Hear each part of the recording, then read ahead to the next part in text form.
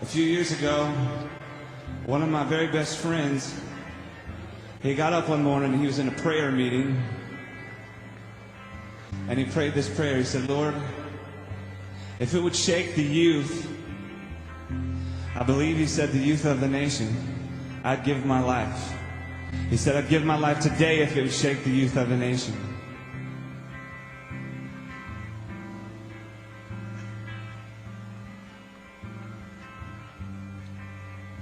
And he died that night in a car accident. He was one of the youth leaders, and later I became one of the youth leaders, and we were incredibly distraught by his death because everybody loved him so much.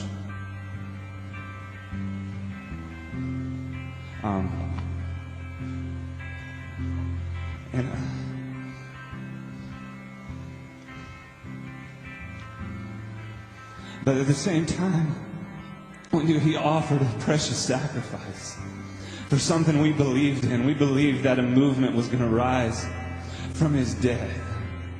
I mean, not like Jesus or anything, but he said, Lord, if it would shake the youth of the nation, I'd give my life. And the Lord accepted that. So we have to believe that if the Lord responded to that first part of the prayer, I'd give my life, and he'd respond to the second part of the prayer. Well, I became a youth pastor, and for 3 years, I thought, when is this movement going to start? When is this going to happen?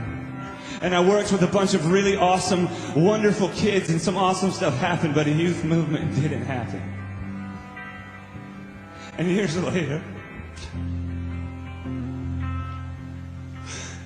I felt like everybody had forgotten.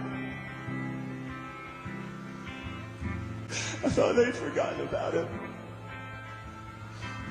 And I was the only one.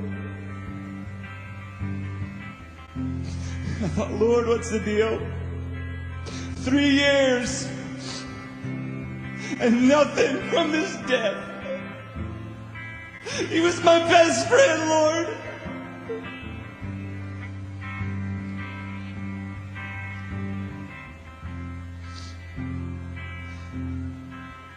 And then several months ago, I was playing at a conference, and Lou was there. And we were playing, and he leaned over to me and he said, let's sing this in a stadium. And that kept ringing in my head. Let's sing this in a stadium. When I realized, the day after he died, I woke up and I wrote this song the very next day. And it's not my song, but the song has had wings. Everywhere it goes, I get emails from kids who've been delivered. I have people who've been saved just by listening to the song.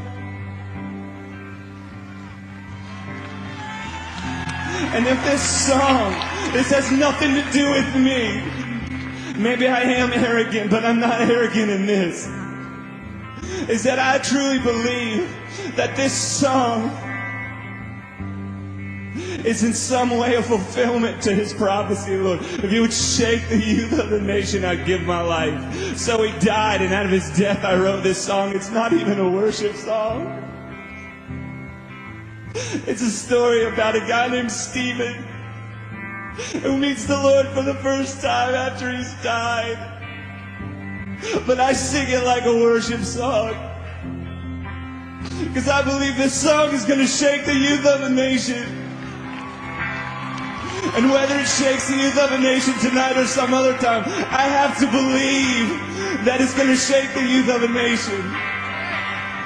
So would you sing it with me to the Lord, but also as intercession for the lost and the broken who need to know the true, real, deep love that only Jesus has to offer.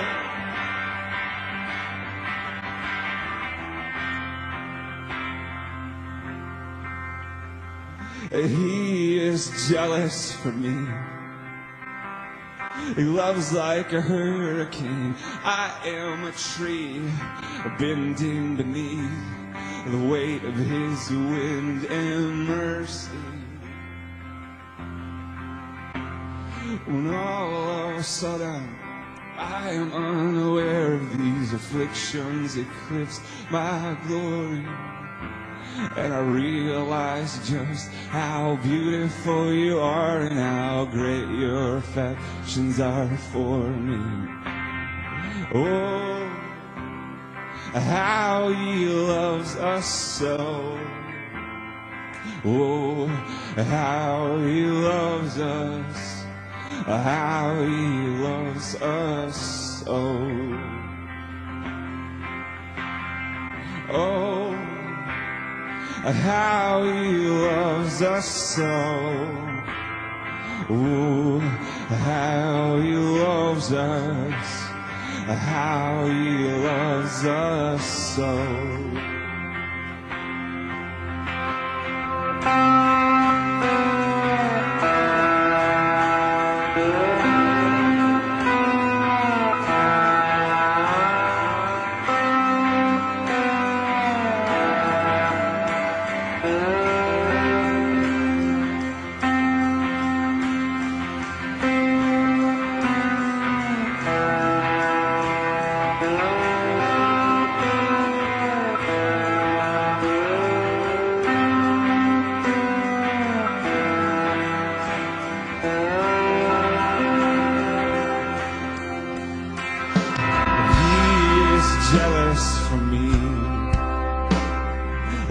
Like a hurricane, I am a tree bending beneath the weight of his wind and mercy.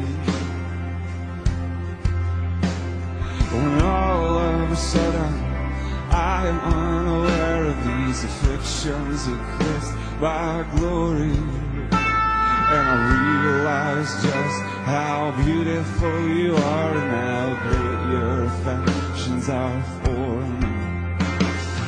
Oh, how he loves us so. Oh, how he loves us. How he loves us so. Oh, how he loves us so. Oh, how he loves us. How he loves us so.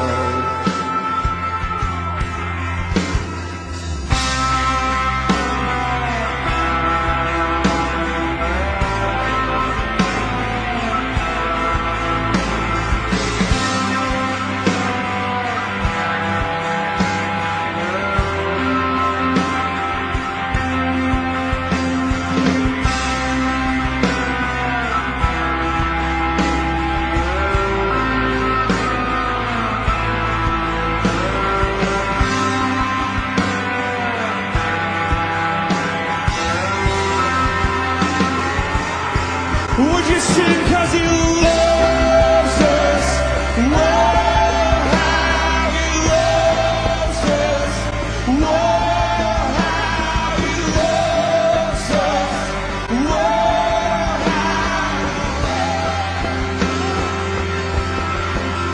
yeah, he loves us. He loves us. Yeah, he loves us.